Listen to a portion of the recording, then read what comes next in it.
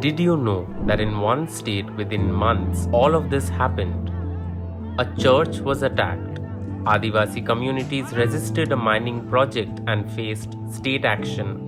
Over 1.6 lakh tribal and marginalized people were excluded from welfare schemes, and a sitting BJP MLA was booked after allegedly firing during a religious procession.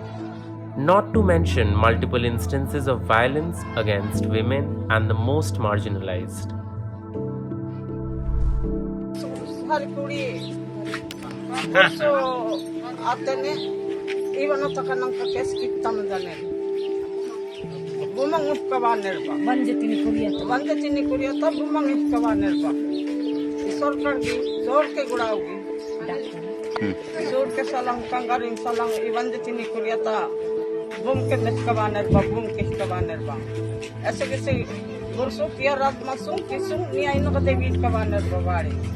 Different stories, different districts? Not really, because when you connect the dots, this is not just a series of incidents, it is a pattern that raises uncomfortable questions about governance, accountability, and whose rights actually matter on the ground.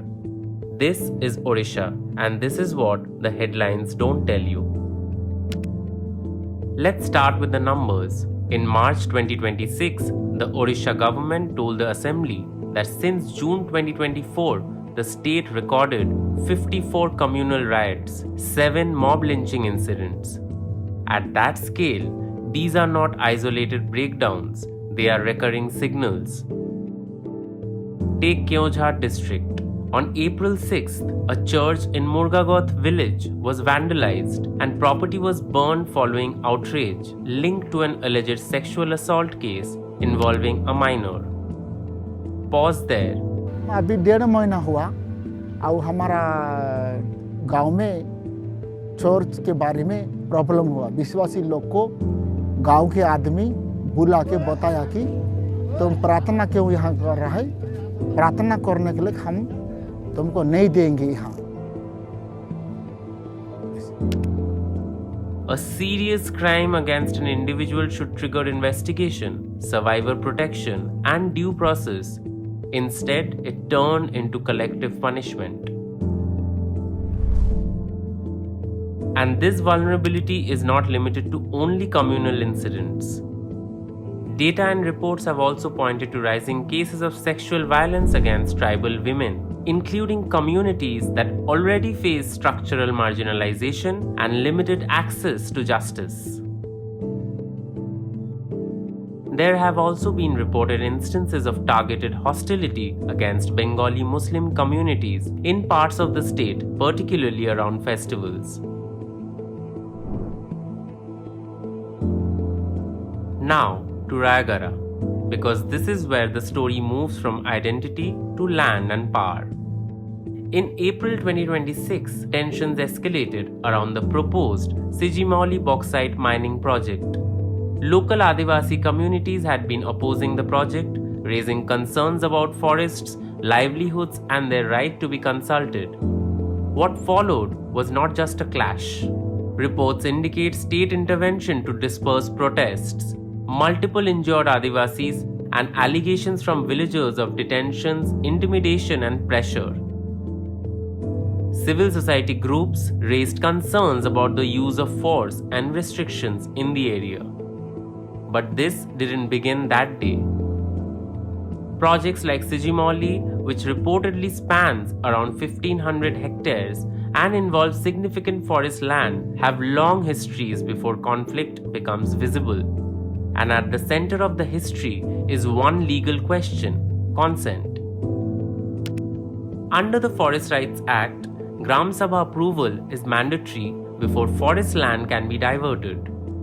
Even though authorities say that due process was followed, several local communities have contested this, alleging that consent was bypassed or misrepresented. This disagreement is not procedural, it is fundamental, because when decisions about land are made without trust, resistance is inevitable. And then the pattern repeats. Dissent is ignored, then labeled as obstruction, then met with force. For many of these communities, this is not just about land acquisition, it is about survival. Forests are not just resources, they are livelihoods, identity, and protection. But the story doesn't end with protests on the ground, it extends into what happens after arrests.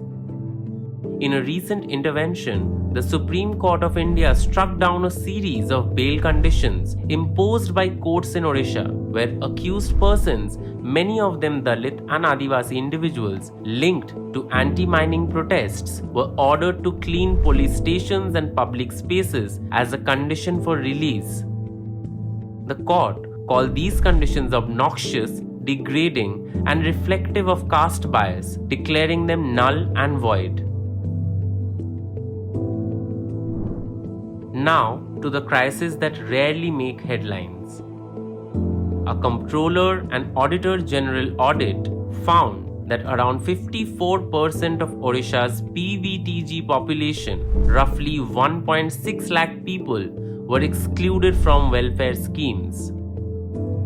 These are particularly vulnerable tribal groups among the most marginalized communities in the country. The audit flagged gaps in the implementation, inactive agencies, unused funds, missing data, and entire villages left out of coverage. This is what systemic failure looks like when it doesn't involve visible conflict. A ration that never arrives, a scheme that exists only on paper, a community that remains outside the system designed to support it. When the state fails its most vulnerable quietly, the consequences are long-term and deeply unequal. Then came Balangir. A sitting BJP MLA, Naveen Jain, was booked after allegedly firing blank rounds during a Ram Navami procession in a crowded public space. The police registered a case and seized the weapon. But what followed raised further questions. Because accountability is not just about registering a case, it is about how consistently and seriously the law is applied after that, especially when those involved hold power.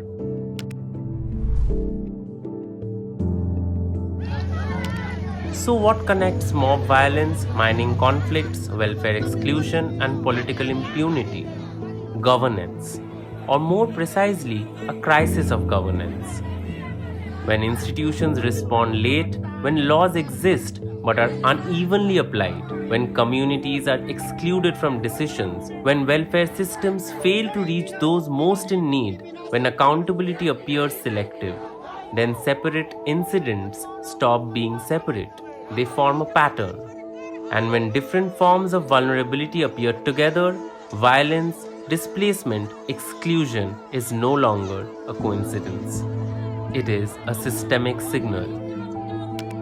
Odisha is not alone in facing these challenges, but here they are converging at the same time across sectors. The response cannot be limited to policing or political messaging. It requires accountability, due process, transparent governance, protection of vulnerable communities, protection of women, and equal application of the law. If you want to go beyond headlines and understand these issues in depth, visit cjp.org.in for detailed reports, legal resources, and rights-based analysis.